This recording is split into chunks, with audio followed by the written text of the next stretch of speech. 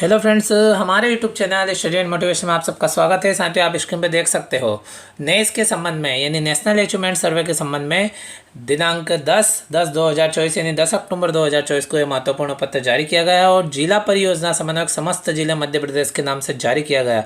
और आप देखेंगे तो बीच में दिया गया है कि बहुत ही महत्वपूर्ण पत्र है, इसलिए फ्रेंड्स इसको ध्यान से देखें। और इसमें जानकारी प्रदान की गई है कि जो हम मॉक टेस्ट ले रहे हैं, पिछले वीडियो में हमने बताया था कि मॉक टेस्ट किस किस तारीख के अंतर्गत होना, और इसमें भी आपको स्क्रीन पर दिखाई दे रहा है साथियों। तो मॉक टेस्ट 1, 2 एवं 3 ये टेस्ट होना है और इसके बाद में जो बच्चे के द्वारा जो प्राप्त परिणाम है, उनके जो जवाबों की संख्या है, उनको किस प्रकार से किस प्रपत्र के अंतर्गत नोट करना है और साथ ही इसके कौन से ऐप पर आपको अपलोड करना है, यानी इसकी जानकारी आपको ऑनलाइन अपलोड करना है। इसकी संपूर्ण जानकारी इस पत्र में दी गई है साथियों, तो आप वीडियो को पूरा देखें।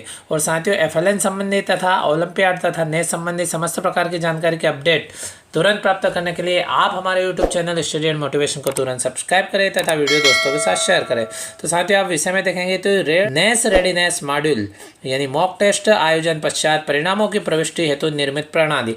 तो राज्य शिक्षा केंद्र द्वारा जो परिणामों की एंट्री करना है मॉक टेस्ट के पश्चात, उसके लिए एक प्रणाली निर्मित की है, जिसके लिए हमको कौन सा ऐप किस प्रकार से देखना होगा और उस ऐप में किस प्रकार से एंट्री करनी होगी, इसकी संपूर्ण जानकारी दी गई है। तो फ्रेंड्स, आप देख सकते हैं मॉक टेस्ट से संबंधित जानकारी आप यहाँ पे देखेंगे तो जो पहला मॉक टेस्ट है 30 सितंबर से 3 अक्टूबर 2024 के मध्य संपन्न हो चुका है, और दूसरा जो होगा मॉक टेस्ट सेकेंड वो 24 से 26 अक्टूबर 2024 के मध्य होना है, और तीसरा वाला 28 से 30 नवंबर 2024 के मध्य होना है, जिनकी क्रमशः ऑनलाइन एंट्री होना है, यानी बच्चों के द्वारा जो प्रश्नों के जवाब दिए गए हैं उनकी एंट्री होना है। इसी क्रम में साथियों हम आगे देखेंगे तो यहाँ पे दिया गया है कि विदित हो कि समस्त शासकीय प्राथमिक शालाओं में अध्ययनरत कक्षा 3 एवं 6 के समस्त विद्यार्थियों तो मॉक टेस्ट 1 का आयोजन 30 सितंबर से 3 अक्टूबर के मध्य संपादित हो चुका है। यहाँ स्पष्ट किया जाता है कि सभी मॉक टेस्ट में कक्षा 3 व 6 में दर्ज सभी विद्यार्थियों द्वारा सहभागिता किए जाना अनिवार्य होगा।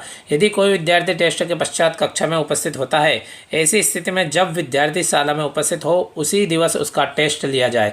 तात्पर्य यह है कि कक्षा में दर्ज सभी विद्यार्थियों का मॉक टेस्ट लिया जाना अनिवार्य है। यानी साथियों, इसमें स्पष्ट किया गया है कि कक्षा में जितने भी बच्चे दर्ज है कक्षा 3 एवं 6 में, उन सभी बच्चों का मॉक टेस्ट लिया जाना अत्यंत आवश्यक है। जिस दिन वो शाला में उपस्थित होता उस दिन लेना आवश्यक है। तो अब साथियों प्रपत्र की बात करें तो पत्र के साथ 2 प्रपत्र संलग्न किए गए इसी प्रपत्र में दिए गए, जिस पे हम बात करने वाले हैं और समझने वाले हैं कि उसमें क्या जानकारी भरना है। तो नंबर 1 जो पहला प्रपत्र 1 है उसमें शाला स्तर पर संधारित किए जाने वाला प्रपत्र है, कक्षा 3 एवं कक्षा 6 का अलग अलग। इसी क्रम में दूसरा प्रपत्र है तो मॉक टेस्ट परिणाम संकलन जिसका नाम है, और कक्षा 3 एवं 6 के लिए वो भी अलग अलग है। नीचे वाले में परिणाम संकलन यानी संकलित किया जाएगा, ऊपर वाले प्रपत्र के माध्यम से नीचे वाले प्रपत्र पर हम जानकारी संकलन करने वाले हैं। तो आप देख सकते हो यहाँ पे आगे दिया गया है कि प्रत्येक मॉक टेस्ट आयोजन के पश्चात 1 सप्ताह के अंदर तीनों मॉक टेस्ट के परिणामों की प्रविष्टि प्रपत्र 1 एवं प्रपत्र 2 पर कक्षा 3 एवं 6 हेतु पृथक पृथक की जाए। यानी हमें प्रपत्र तैयार करना और उसमें एंट्री करना है।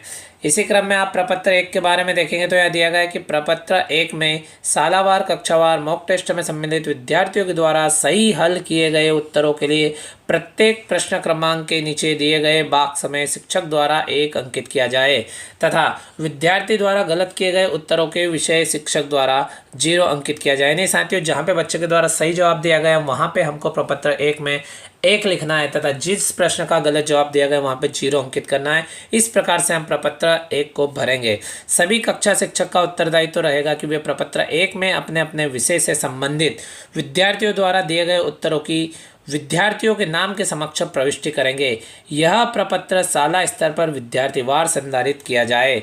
इस प्रकार से साथियों हम प्रपत्र 2 की बात करें तो यहाँ पे आप देख सकते हो प्रपत्र 2 की जानकारी दी गई है। तो प्रपत्र 2 मॉक टेस्ट परिणाम संकलन। प्रपत्र 2 में परिणामों की प्रविष्टि के लिए प्रपत्र 1 को आधार बनाया जाए, यानी प्रपत्र 1 पहले भरना है और उसके बाद में प्रपत्र 1 को देखते हुए हमें प्रपत्र 2 भरना है। मॉक टेस्ट में सम्मिलित समस्त विद्यार्थियों द्वारा सही हल किए गए प्रश्नों की कुल संख्या को प्रपत्र 2 में अंकित किए जाएं। मॉक टेस्ट आयोजन के पश्चात परिणामों को संकलित करने के लिए राज्य स्तर पर शिफ्ट चैट ऐप में सतत MP चैटबॉट निर्मित किया गया है, जिसमें शाला स्तर से मॉक टेस्ट ब्रैकेट में परीक्षण उपरांत OMR पर विद्यार्थियों के रिस्पॉन्स के आधार पर सही उत्तरों की जांच पश्चात, यानी साथियों जो OMR शीट है उस पर जांच के पश्चात जो परिणाम जांच हो गया उसके पश्चात जो परिणाम है उसको अंकित किया जाना है। कहाँ पे अंकित किया जाना है तो आप देख सकते हैं शिफ्ट चैट ऐप में सतत एमपी चैटबॉट है वो निर्मित किया गया राज्य शिक्षा केंद्र द्वारा, उस पर भी है, इस पर क्रम बाय क्रम पूरी जानकारी दी गई है, वो देखने वाले हैं। और OMR शीट किस प्रकार से भरना है, क्या क्या सावधानी रखना है, इससे रिलेटेड वीडियो हमारे YouTube channel study and motivation पर अपलोड है। तो साथियों आप चैनल पर विजिट करके तथा चैनल को सब्सक्राइब करके वीडियो देख सकते हैं। तो इसी क्रम में देखेंगे तो सभी DPC यह सुनिश्चित करेगी सभी संस्था प्रमुख समय सीमा में इस कार्य को पूर्ण करें। यानी साथियों राज्य शिक्षा केंद्र से यह पत्र DPC महोदय के नाम जारी किया गया है जो कार्य हमें करना है। तो साथियों इसलिए हम ध्यान से वीडियो को पूरा देखें और कार्य समय सीमा में पूर्ण करें। तो अब आप देख सकते हैं कि यह प्रविष्टि दिनांक 16 अक्टूबर 2024 तक अनिवार्य रूप से कर ली जाए, यानी जो मॉक टेस्ट फर्स्ट हुआ है उसकी एंट्री। तो साथियों आप देख सकते हैं स्विफ्ट चैट ऐप डाउनलोड करने एवं सतत MP चैटबॉट प्राप्त करने की प्रक्रिया। तो साथियों यहाँ पे प्रक्रिया दी गई है किस प्रकार से करना है, तो आप देख सकते हैं यहाँ पे पूरी प्रोसेस जानकारी दी गई है और यहाँ पे एक QR कोड भी दिया गया है। तो देखिए साथियों यहाँ पे आप देखेंगे कि सबसे पहले स्विफ्ट चैट ऐप डाउनलोड करने हेतु निम्नानुसार लिंक पर क्लिक करें। तो साथियों ये यहाँ पे लिंक दी गई है, इस पर क्लिक करें। तो साथियों हम सभी जानते हैं कि स्विफ्ट चैट ऐप हम सभी शिक्षक साथियों के मोबाइल में यह डाउनलोड है पहले से ही, पर ज़रूरत है उसे अपडेट करने की। साथियों आप अपडेट कर लीजिएगा तो ये जो इसमें प्रोसेस है इसके अनुसार आप कार्य करेंगे तो आपके इसमें जो सतत MP चैटबॉट है वो भी प्राप्त हो जाएगा। तो देखिए नंबर 2 स्विफ्ट चैट ऐप पर जाकर सतत MP नाम टाइप कर चैटबॉट को प्राप्त कर सकते हैं अथवा दिए गए लिंक पर क्लिक करके भी सतत MP चैटबॉट प्राप्त कर सकते हैं। तो साथियों एक सबसे आसान तरीका नंबर 3 में दिया गया है। यदि आपके पास स्विफ्ट चैट है और साथियों हमारे पास सभी के पास में है, हम बच्चों का अभ्यास कार्य करवाते हैं, तो उसमें हमें नीचे दिए गए QR कोड, ये जो यहाँ पे QR कोड दिखाई दे रहा है, इसको स्कैन करके डायरेक्ट सतत MP चैटबॉट प्राप्त कर सकते हैं। तो इससे संबंधित वीडियो भी हम आपको आगामी वीडियो के रूप में दिखाने वाले हैं साथियों, लेकिन यह चरण बाय चरण जो जानकारी PDF में दी गई वो देख लीजिएगा। और इसी क्रम में आप आगे देखें तो साथियों यहाँ पे हम ये बताना चाहेंगे कि ये जो यहाँ पे आपको स्कैन हेतु QR कोड दिया गया है, यह कोड आप अपने मोबाइल से स्कैन करके आप सीधे सतत MP चैटबॉट पर जा सकते हैं। तो स्विफ्ट चैट ऐप डाउनलोड करने के पश्चात सतत MP चैटबॉट पर कार्य शुरू करने हेतु निम्न चरणों का अनुसरण करना होगा। तो साथियों अब मान लो वो आपने सतत MP चैटबॉट पर कार्य करना है तो किस प्रकार से करना है और किस प्रकार से इसमें जानकारी यहाँ पे प्रदान करना है, इस प्रकार से देखेंगे तो आप देख सकते हैं यहाँ पे पूरी सारणी बाय सारणी जानकारी दी गई। तो शुरुआत में आप देखेंगे तो यहाँ पे दिया गया है कि चैटबॉट पर कार्य शुरू करें, कैसे करना है तो प्ले स्टोर से स्विफ्ट चैट ऐप डाउनलोड करना है साथियों। फिर जैसे हम डाउनलोड कर लेते हैं तो अपना जो मोबाइल नंबर है वो दर्ज करते हैं और फिर OTP प्राप्त होता है और उसे वेरीफाई करते हैं। लिंक अथवा QR कोड स्कैन करके सतत चैटबॉट प्राप्त करते हैं और उसी के अंदर हमको सतत चैटबॉट करना है, क्योंकि आप देखेंगे तो राइट साइड में ऊपर ही ऊपर आपको स्कैन के लिए एक कैमरा जैसा दिखाई देगा साथियों, और आप वहां पे जाके स्कैन कर लें, ये जो QR कोड दिया है इसको स्कैन कर लें, जिससे कि आप सीधे MP सतत पर पहुंच जाएंगे। यानी जिस चैटबॉट पर हमें पहुंचना है आप वहां पे पहुंच जाएंगे और उसके बाद में आप देखें उस पर चैटबॉट पर आपको हाई लिख कर भेजना है। उसी के बाद में अपनी भाषा का चुनाव करना है, यानी हिंदी या इंग्लिश जो आप चुनना चाहे वो भाषा सिलेक्ट कर ले। फिर यूज़र ID दर्ज करें और विद्यार्थी की पुष्टि करें। तो साथियों यूज़र ID से तात्पर्य है जो टेचर है, शिक्षक साथी है, उनकी जो यूनिक ID है वो वहाँ पे दर्ज करना है और अन्य विवरण जो मांगता है वो हमें वहाँ पे फिल करना है। फिर मॉक टेस्ट का चयन करना है। इसके बाद ही साथियों हमको वहाँ पे मॉक टेस्ट क्रमांक दिखाई देने लगेंगे, तो हमको मॉक टेस्ट का चयन करना है। जैसे अभी फर्स्ट की एंट्री करना है तो मॉक टेस्ट फर्स्ट का चयन कर लेंगे और विवरण की पुष्टि, उससे संबंधित जानकारी पूछेंगे, उसकी हमें पुष्टि करते जाना है। जैसे कि डाइस कोड हुआ, इस प्रकार की जानकारी। यू डाइस कोड दर्ज करना है, यानी जो विद्यालय का 11 अंकों का डाइस कोड है वो दर्ज करना है। फिर उसी के साथ में कुछ विवरण मांगेंगे, उसकी पुष्टि करना है। फिर सभी प्रश्नों के परिणामों की प्रविष्टि प्रारंभ करें, इस प्रकार से लिखा हुआ आएगा। और सभी की जब प्रविष्टि हो जाएगी फिर हमें सबमिट करें पर क्लिक करना है। इस प्रकार से साथियों आप अपने मोबाइल ऐप स्विफ्ट चैट में जा करके जो सतत MP चैटबॉट दिया गया है उस पर जाके आप इस प्रकार से कार्य कर सकते हैं। और साथियों और इसी क्रम में कुछ और महत्वपूर्ण निर्देश दिए गए जो आप यहाँ पे देख सकते हैं कि कक्षा 3 में कुल 45 प्रश्न होंगे, कक्षा 6 में कुल 60 प्रश्न होंगे, जिनमें सही उत्तर देने वाले विद्यार्थियों की कुल संख्या भरी जाएगी। अंतिम रूप में सबमिट करने से पहले प्रविष्टि की गई जानकारी की जांच कर ले। यानी साथियों, जो हमारे द्वारा जो जानकारी भरी जा रही है पहले उसको जांच कर ले कि वास्तव में सही प्रविष्टि हुई कि नहीं, और उसके बाद ही हमको जो सतत MP चैटबॉट है उस पर जानकारी फिल करना है। सही होने पर सबमिट करें, यानी ये सब चेक कर ले, फिल कर ले, उसके बाद चेक करें और फिर सबमिट करें। मॉक टेस्ट परिणामों के विश्लेषण के आधार पर यह देखा जाए कि जिन प्रश्नों यानी लर्निंग आउटकम्स के उत्तर विद्यार्थियों द्वारा सही नहीं दिए गए उन पर विषय शिक्षक द्वारा सतत अभ्यास करवाए जाए। समस्त जिला परियोजना समन्वयक को निर्देशित किया जाता है कि सभी शासकीय शालाओं के शाला प्रमुखों को इस आशय की सूचना तत्काल प्रसारित करें और दिए गए कार्य समय सीमा में पूर्ण करवाना सुनिश्चित करें। इस प्रकार से बहुत ही महत्वपूर्ण जानकारी है साथियों, और ये जानकारी अपने दोस्तों के साथ अधिक से अधिक शेयर करें ताकि समय रहते हुए वो अपनी जानकारी कंप्लीट कर सके और ऐप को अपडेट करके कार्य पूर्ण कर सके। और अब प्रपत्र 1 एवं प्रपत्र 2 कक्षा 3 एवं 6 के लिए संलग्न है, वो देख लेते हैं साथियों जो हमें इसके अंदर दिए गए हैं। तो इसी क्रम में साथियों आप देख सकते हैं आपको प्रपत्र नंबर 1 दिखाई दे रहा है। ये शाला स्तर पर संधारित किए जाने वाला प्रपत्र है और कक्षा 3 के लिए प्रपत्र है। कक्षा 6 एवं कक्षा 3 के लिए अलग अलग है। हम स्क्रीन को बड़ा कर लेते हैं। आप देख सकते हैं मॉक टेस्ट का हमें जो क्रमांक है वो क्रमांक डाल देना है।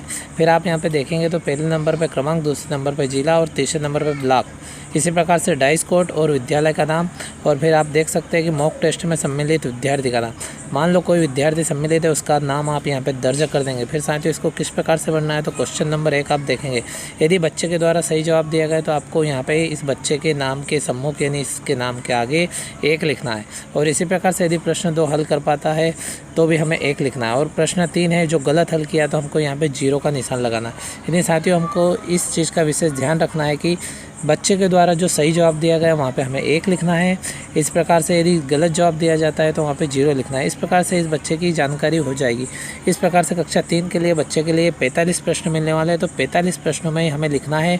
इस प्रकार से आपकी कक्षा में जितने बच्चे हैं उनके क्रम बाय क्रम नाम लिख देंगे। माना कि किसी कक्षा में 10 बच्चे हैं तो आप 10 बच्चों की जानकारी फिल कर देंगे। और इसी प्रकार से इस प्रपत्र को आप नीचे देखेंगे तो महत्वपूर्ण जानकारी दी गई है। हम इसको छोटा कर लेते हैं ताकि आपको दिखाई दे। तो आप नीचे देखेंगे तो सही हल किए गए प्रश्नों की संख्या लिखना है और उसके नीचे गलत हल किए गए प्रश्नों की संख्या हमें यहाँ पे अंकित करना है। तो आप देख सकते हैं यहाँ पे जो सही जवाब दिए गए, यदि 10 बच्चे और 10 बच्चों में 7 बच्चों के द्वारा सही जवाब दिया गया तो हमें ऊपर सही वाले में 7 लिखना है। और 3 बच्चों के द्वारा गलत जवाब दिया गया जिनके लिए हमने 0 अंकित किया तो नीचे 3 लिखना है। इस प्रकार से हर कॉलम बाय कॉलम, इसी प्रकार प्रश्न 2 की एंट्री नीचे करना है, इस प्रकार प्रश्न 3 की एंट्री नीचे करना है। इसी प्रकार से आपको प्रश्न क्रमांक 45 तक एंट्री करनी है। यानी सही जवाबों की संख्या आपको ऊपर लिखना है और गलत जवाबों की संख्या नीचे लिखना है। और जो टोटल होगा वह आपके कुल विद्यार्थी, जैसे 10 है तो टोटल 10 होना चाहिए। इस प्रकार से आप प्रपत्र क्रमांक 1 भर लेंगे, उसे संधारित कर लेंगे। इसी क्रम में साथियों हम देखते हैं तो जो प्रपत्र क्रमांक 2 है जो आपको स्क्रीन पर दिखाई दे रहा है, पहले प्रपत्र क्रमांक 1 भर जाएगा, उसके बाद में हमको प्रपत्र क्रमांक 2 भरना है जो आपको स्क्रीन पर दिखाई दे रहा है। प्रपत्र क्रमांक 2 मॉक टेस्ट परिणाम संकलन प्रपत्र। इसके अंदर आप मॉक टेस्ट क्रमांक लिख देंगे और इसी प्रकार से जिला, ब्लॉक, डाइस कोड, विद्यालय का नाम और शाला में दर्ज विद्यार्थियों की संख्या और मॉक टेस्ट में सम्मिलित विद्यार्थियों की संख्या इस प्रकार से लिखना है। तो साथियों ध्यान रहे, यहाँ पे आपके विद्यालय में जितने बच्चे दर्ज हैं उनकी संख्या आपको यहाँ पे अंकित करना है। और इसी प्रकार से अगला कॉलम जो है मॉक टेस्ट में सम्मिलित, यदि आपके मॉक टेस्ट में सम्मिलित कक्षा 3 के लिए है तो कक्षा 3 में 10 बच्चे सम्मिलित है तो 10 लिखना है। और इस प्रकार से क्वेश्चन नंबर 1 आप देखेंगे और 2 देखेंगे। इस प्रकार से प्रश्न क्रमांक 45 तक इसमें शीट में दिया गया है, तो यहाँ पे आप पढ़ लें। इसमें दिया गया है कि प्रश्नवार कुल विद्यार्थी द्वारा दिए गए सही उत्तरों की संख्या, यानी बच्चों के द्वारा जो सही जवाब दिया गया केवल उसी की संख्या लिखना है। तो हमने पहले प्रश्न में देखा कि 7 बच्चे के द्वारा सही जवाब दिए गए और 3 बच्चों के द्वारा गलत जवाब दिए गए। तो पहले वाले कॉलम में हमें केवल ये 7 लिखना है, जो सही जवाब की संख्या यहाँ पे लिखना है। इसी प्रकार से दूसरे प्रश्न यानी विद्यार्थी 10 विद्यार्थियों में से दूसरे प्रश्नों का सही जवाब कितने विद्यार्थी के द्वारा दिया गया है, यदि 6 के द्वारा दिया गया है तो आपको यहाँ पे 6 लिख देना है। इसी प्रकार से आपको प्रश्न क्रमांक 3 सही जवाब कितने बच्चों के द्वारा दिया गया है उसकी एंट्री कर लेना है। इस प्रकार से हमें इस प्रपत्र क्रमांक 2 में बच्चों के द्वारा दिए गए सही जवाबों की संख्या नोट करना है, गलत जवाबों की संख्या नोट नहीं करना है। इस प्रकार से साथियों हम प्रपत्र क्रमांक 1 एवं प्रपत्र क्रमांक 2 को फिल कर लेंगे। ये कक्षा 3 का प्रपत्र हो गया। इसी क्रम में आप देखेंगे तो कक्षा 6 तो प्रपत्र दिया गया है, इसमें आपको प्रश्न 60 मिलेंगे क्योंकि कक्षा 3 में 45 प्रश्न पूछे गए हैं और कक्षा 6 में 60 प्रश्न पूछे गए। उनके जानकारी इसी प्रकार से फिल करना कि जैसे हमने कक्षा 3 के बच्चों की फिल की। सही जवाब के लिए हमें 1 लिखना है तथा गलत जवाब के लिए 0 लिखना है। फिर नीचे आपको यहाँ पे सही जवाबों की संख्या का टोटल कर लेना है और गलत जवाबों की संख्या का टोटल कर लेना है। इसी प्रकार से कक्षा 6 के लिए प्रपत्र क्रमांक 2 है। इसके अंदर आपको कक्षा 6 में जो मॉक टेस्ट में सम्मिलित हैं उनकी जानकारी यहाँ पे फिल करना है। यानी जिस प्रकार से हमने कक्षा 3 में जानकारी फिल की थी, ठीक उसी प्रकार से यहाँ पे आपको जिला, ब्लॉक, डाइस कोड, विद्यालय का नाम, शाला में दर्ज विद्यार्थियों की संख्या और मॉक टेस्ट में सम्मिलित विद्यार्थियों की संख्या। तो यहाँ पे कक्षा 6 के जो विद्यार्थी है जो सम्मिलित हुए मॉक टेस्ट में उनकी संख्या आएगी। और प्रपत्र में स्पष्ट रूप से दिया गया है कि कक्षा में जितने विद्यार्थी है सभी को सम्मिलित करना है। चाहे विद्यार्थी जिस दिन भी विद्यालय आए उस दिन उसका मॉक टेस्ट लेना है और उसकी एंट्री करना है। तो इसी प्रकार से प्रश्न क्रमांक 1, यदि मान लो कक्षा 6 में हमारे पास में 16 बच्चे दर्ज है और प्रश्न क्रमांक 1 का सही जवाब इसमें से मान लो 8 बच्चों के द्वारा दिया गया है तो आपको यहाँ पे 8 अंकित करना है। इसी प्रकार से प्रश्न 2 का सही जवाब यदि 16 बच्चे में से 7 बच्चों द्वारा दिया गया तो वो लिखना है। इस प्रकार से यहाँ पे केवल हमें सही जवाबों की संख्या दर्ज करना है और क्वेश्चन नंबर 60 तक हमें दर्ज करना है। इस प्रकार से साथियों हमको कक्षा 3 एवं कक्षा 6 के लिए प्रपत्र क्रमांक 1 पहले पूर्ण करना है, उसके आधार पर प्रपत्र क्रमांक 2 पूर्ण कर लेना, उसे भर लेना है और वो दोनों पूरे भर जाए उसके बाद में प्रपत्र 2 के माध्यम से हमें स्विफ्ट चैट को ओपन करना है और बताए गए निर्देशानुसार हमें सतत MP जो दिया गया है चैट बॉक्स, उस चैट बॉक्स पे हमें जाना है और वहाँ पे हमको इस जानकारी को एंटर करना है, इस जानकारी को सबमिट करना है। नहीं बच्चों के द्वारा दिए गए सही जवाबों की संख्या वहाँ पे एंटर करना है। इस प्रकार से साथियों स्टडी मोटिवेशन एवं गवर्नमेंट जॉब संबंधी साथ ही ऑफलाइन संबंधी समस्त प्रकार की जानकारी की अपडेट तुरंत प्राप्त करने के लिए साथियों आप हमारे YouTube channel study and motivation को तुरंत सब्सक्राइब करें तथा वीडियो दोस्तों के साथ शेयर करें। Thank you friends.